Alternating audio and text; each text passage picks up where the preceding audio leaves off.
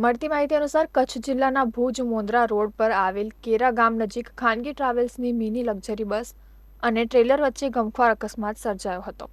Mini luxury બસમાં 40 જેટલા મુસાફરો સવાર હોવાનું જાણવા મળ્યું છે. ત્યારે અકસ્માતમાં 5થી વધુ લોકોના કમકમાટીભર્યા મોત નીપજ્યા હતા, જ્યારે 4 જેટલા લોકો ગંભીર રીતે ઇજાગ્રસ્ત થયા હતા. અકસ્માત એટલો ભયંકર હતો કે કન્ટેનર સાથે ટકરાતા બસની આગળનો આખો ભાગ તૂટી ગયો હતો, જ્યારે મૃતદેહોનો ખડકલો રસ્તા પર વિખેરાયો હતો.